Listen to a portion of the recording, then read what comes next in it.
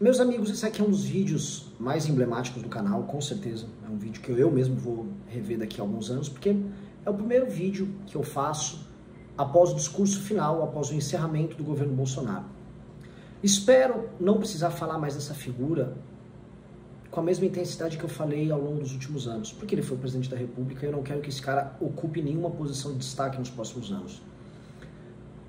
Eu vou tratar nesse vídeo do fim do governo Bolsonaro, do que ele deixa, o que essas pessoas, como legado, farão agora no meio da rua, desconsoladas, e o que nos aguarda na oposição.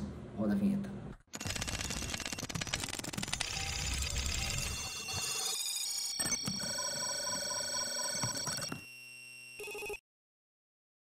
Pois bem, meus amigos, olha só. Hoje, como vocês viram, muitos de vocês ficaram sabendo, houve a famigerada live de despedida do Bolsonaro. É sabido que ele não gostaria nem de fazer essa live, ele já gostaria de ter embarcado para os Estados Unidos ainda ontem. Mas foi um pedido não só do Valdemar da Costa Neto, mas de muitos seus aliados. Ele precisava fechar a tampa do caixão do seu governo, tá? E ele fechou agora a tampa. Havia uma massa de pelo menos uma dezena de milhares de pessoas acampadas na frente de quartéis, aguardando um comando, uma resposta, um uso da caneta dele. Havia também outros milhões que também aguardavam uma resposta incisiva, pois estavam ansiosos, achando que ele iria fazer a convocação das Forças Armadas por uma intervenção militar. E isso eu coloco na casa de muitos milhões, talvez uma dezena de milhões de pessoas. Ontem mesmo eu fui no shopping, fui comer, e eu estava sozinho. E uma família me parou, um senhor mais velho, eu já vi você na Jovem Pan, você é youtuber, eu falei, eu sou do MBL, aí ele, tá, eu sou Bolsonaro, eu falei, pô, que pena, né, tal, e ele, vamos ver, hein, o homem tem um plano. Era uma pessoa normal, ele claramente não estava acampado, ele estava com a família dele tomando um vinho no restaurante. Então, a massa de pessoas realmente que estavam nessa loucura é bem grande. Essas pessoas aguardavam o comando não veio. O que veio é aquilo que a gente anuncia há 4 anos. E eu não quero ficar dando uma de profeta aqui, mas vocês que nos acompanham e vocês que fazem parte do público que ficou diminuto, uma massa de pessoas esclarecidas que entenderam a nossa mensagem, que cruzaram conosco, igual os judeus cruzaram com Moisés o deserto. Vocês sabem que nós prevemos tudo isso que ia acontecer, nós falamos, ele vai tentar o golpe, ele quer o golpe e ele não vai conseguir o golpe. Todo mundo que nos acompanha sabe disso. E ele não conseguiu porque muita gente se opôs. Inclusive nós fomos os primeiros a anunciar antes da imprensa que ele queria fazer isso. Tá? Quem levou para a imprensa, numa matéria no Antagonista, em 2019, que o Bolsonaro tentava uma manifestação golpista para o dia 26 de maio de 2019, foi o Movimento Brasil Livre. Então, nosso papel em evitar, em trazer o alarme disso, é gigantesco. E eu fico feliz por ter cumprido esse papel. Não me arrependo nem um pouco. E muitos bolsonaristas vão falar, mas vocês deviam ter apoiado. Nunca deveríamos ter apoiado alguém que queria dar um golpe. E não é apenas alguém que queria dar um golpe. O saldo que o Bolsonaro deixa para essas pessoas que, enfim, estão agora desconsoladas, achando que iria convocar um golpe, é o saldo de um presidente que pouco fez, mas que muito fingiu. O Bolsonaro, ele viveu eternamente em campanha, viveu eternamente em live, viveu eternamente em motociata, em eventos, em inaugurações, em condecorações, em entregas de medalhas, porque ele adorava os rituais que eram laudatórios a ele, ou que atribuíam a ele um papel regimental glorioso, e ele não gostava do trabalho também regimental, e que também deveria ter determinado rigor, que fosse chato e que fosse dado a resultados, ou seja, um trabalho metódico focado no resultado. E em termos de trabalho metódico, o governo Bolsonaro não existiu. Seus ministérios foram uma piada, suas entregas no campo da educação foram mínimas, foram muito ruins, foi um desastre educacional que o Brasil passou. Na parte da saúde, gestão da pandemia, eu nem digo. A economia apresentou um crescimento pífio, quando não, agora no fim do ano, apresentando um processo de recessão, e recessão no meio de uma injeção multibilionária, centibilionária de reais, graças à PEC fura-teto, e uma dívida de 400 bilhões que está sendo jogada para o próximo ano, tá? O mandato que precisou recolocar um auxílio emergencial e dizer que a economia estava tudo bem, enquanto fazia uma PEC emergencial também, sob a justificativa de que estamos num estado de quase calamidade, né? A propaganda e a realidade, elas se misturavam e se chocavam. Um governo que abaixou e reduziu impostos na gasolina na base da destruição dos orçamentos dos estados, para entregar os estados enfraquecidos na mão do PT, e todo mundo sabe o quanto isso é perigoso, e que retirou impostos sabendo que não conseguiria manter PIS e COFINS dos combustíveis, sendo que eles mesmos teriam que aumentar esses impostos no ano que vem, e quem o fará agora será o governo do PT. Um governo que devolveu Lula às ruas após fazer um acordão que salvava Lula, salvava gente do Centrão e salvava Flávio Bolsonaro. Um governo que falava besteira, que se auto-sabotava, que na ânsia de tentar brigar com o Congresso perdeu e aí se entregou para o Centrão. Um governo que entregou estatais para o Centrão. Um governo que não sabia o que estava fazendo e que vendia muito mais figuras. Trabalhavam com palestrinhas e showzinhos como os ministros dele, mais notadamente o Paulo Guedes, e muito pouco com o resultado metódico. Tanto que o cara que eles mais vendiam como o ministro trabalhador metódico, que era o Tarcísio, ele é outro farsante, outro cara que, na prática, inaugurei aqui uma estrada de terra. Ele inaugurou menos estradas do que o governo de São Paulo, mas muita gente chamava ele de pavimentador, né? Ou seja, foi um governo do marketing de pouca entrega. E as pessoas não se alimentam de marketing, marketing não enche o tanque do carro, marketing não gera emprego, marketing é só marketing. E na prática a vida das pessoas piorou. O Bolsonaro, ele aumentou a votação dele no Nordeste por conta do auxílio emergencial. Mas o Bolsonaro perdeu votação em São Paulo, em Minas, no Rio, locais em que ele ganhou por muito do Haddad em 2018. Por mais que ele fale que as urnas foram fraudadas, o Bolsonaro perdeu o voto nos lugares onde ele havia ganhado. E ele perdeu esses votos não porque as urnas foram roubadas, mas sim porque os eleitores foram roubados. Eleitores de classe média viram nele um mentiroso, um impostor. Eleitores de classe média baixa viram a sua vida diminuir muito, o padrão de vida dela caiu. Quando não, o desemprego e o desalento levaram elas. Outras tantas ficaram com raiva da pandemia. E esse cara perdeu a eleição por causa disso. É matemático. As pesquisas mostravam e depois as urnas mostravam. E aí, não há o que fazer. Aí traz argentino, inventa que a urna foi roubada, e a massa de pessoas que acreditou que haveria uma intervenção militar foi jogada às traças. Eu lamento muito por essas pessoas, tá? Se existe alguém que está órfão disso, são as pessoas que dedicaram pelo menos 7 anos da vida delas nessa luta. E por que 7, não 4? Porque grande parte delas já lutava antes, junto a nós, contra o PT, a favor de uma operação que combatia a corrupção à época, a Operação Lava Jato. Essa massa de pessoas achou que era a luta da geração delas para definitivamente mudar o país e tornar o Brasil um país melhor para os filhos delas. Eram pessoas de meia idade ou mais velhas, e elas se engajaram e entraram nessa luta.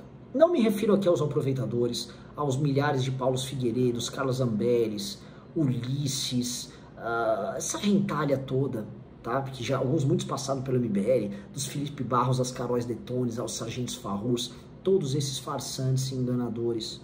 Eu não me refiro a eles, eu me refiro às pessoas que de fato acreditaram e que achavam que estavam lutando para tornar o Brasil um lugar melhor. De luta contra a corrupção virou única e exclusivamente luta contra o comunismo. E depois luta pelo presidente Bolsonaro. Se o presidente Bolsonaro era a única clave pelo qual eles teriam que basear a sua ação, então todo mundo que se opusesse ao governo Bolsonaro era traidor. Nós somos traidores, o Danilo Gentili é traidor, o Nando Moura era traidor, e essas pessoas se isolaram no mundo deles. É isso que surge um mercado, toda vez que você tem um público delimitado, com uma linha muito clara e muito específica, as pessoas fazem produtos para esse público. Surge a Jovem Pan fazendo isso, milhares de influenciadores, blogueiros e tal, políticos, eleições vêm, eleições vão. Essa massa de pessoas se tornou um público. O Brasil Paralelo enriquece vendendo teoria conspiratória para eles, livros são publicados, teorias são feitas.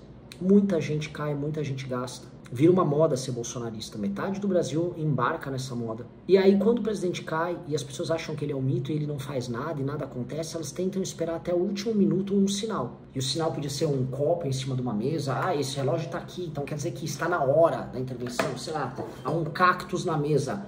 Sabe o que tá dizendo? Ó, que tem espinhos. Então isso aqui vai ser um tanque blindado, porque o espinho protege o cactus e o cactus é verde. Sei lá, tem um chapéu aqui na mesa. O chapéu, sabe de quem, ó? É do soldado, chapéu de ferro. Lá vem os homens do uniforme verde. O que tem aqui? Tem, ó, uma chave, a alça dela tem um pedaço dourado, é os homens do botão dourado. Qualquer coisa servia para essas pessoas acreditarem. E o Bolsonaro não entregou golpe nenhum, após 2 meses de luta na frente dos quartéis, e tá aqui como nessa imagem, pegando o aviãozinho dele, indo embora. Ele pegou o avião presidencial para sua última viagem, The Last Waltz, a última dança dele, e resolveu ir embora. Pela última vez, o Bolsonaro vai virar para a equipe que fica dentro do avião trabalhando e vai escolher a refeição dele de presidente. Vai fazer as mesmas piadas de tiozão com a equipe que trabalha dentro, vai fazer as mesmas piadas de tiozão com o piloto do avião e vai para Orlando, nos Estados Unidos, aparentemente num condomínio privado tocado por brasileiros, e ele vai curtir alguns dias em Orlando, distante da posse, e também temendo ser preso, porque é exatamente isso que o Bolsonaro pensa que vai acontecer com ele. Ao não conseguir fazer um acordão para se safar, ele acha que vai ser preso pelo Alexandre de Moraes. Eu assisti a live num canal bizarro de bolsonaristas, chamado Brado, e eles fizeram uma enquete se o público havia gostado da postura do Bolsonaro, e mais de 50% dos seguidores do Bolsonaro disseram que não. Paulo Figueiredo, ele fez uma enquete ali no Twitter, e o público do Paulo Figueiredo é bem alucinado.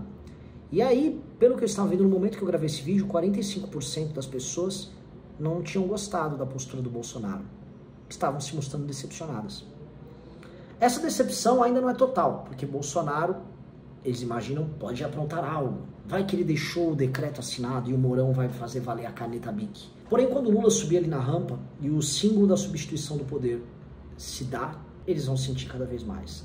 E quando eles perceberem que o Bolsonaro não vai estar lutando ao lado deles e que a vida vai continuar e que fazer oposição vai se dar por outros meios, a decepção vai se tornar raiva.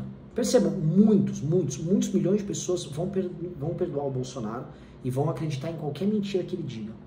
Mas outros tantos não vão querer acreditar. E é assim que vai morrendo o mito dele. Foram anos muito ruins de governo. Foram a destruição da maior luta que o povo brasileiro empreendeu na sua história para se libertar da sua elite política. E eu volto a repetir. A maior luta empreendida pelo povo brasileiro para derrubar uma elite política parasitária, corrupta e que tem nojo do próprio povo, foi a luta que nós vivemos entre 2013 e 2018. Uma pausa no vídeo para falar do Clube MBL. Pois é, o Clube MBL é o grande instrumento que permite que você participe conosco da forma como a gente pensa e raciocina política. Você gosta dos meus vídeos, você gosta das lives do MBL News, você gosta do trabalho do Kim? Pois é, o Clube MBL é o lugar onde você vai ver onde a gente raciocina, onde a gente investiga, onde a gente obtém informações de bastidores. Você vai ter acesso a bastidores, você vai ter acesso a informações de Brasília, a relatórios especiais, a vídeos mais aprofundados, melhores do que o que eu faço aqui, lá dentro do clube. É uma rede de Telegram e é uma plataforma especial montada para você. Isso aí vai custar apenas R$1 por dia. Eu tô falando sério, R$1 por dia. Para você ter acesso a informações de altíssima qualidade e, além de tudo, você vai ajudar a bancar não apenas o MBL, mas o grande projeto do MBL esse ano, que é a formação do nosso partido. Vem fazer parte do Clube MBL, além de você não se arrepender, você vai se enriquecer bastante. Aguardo você lá.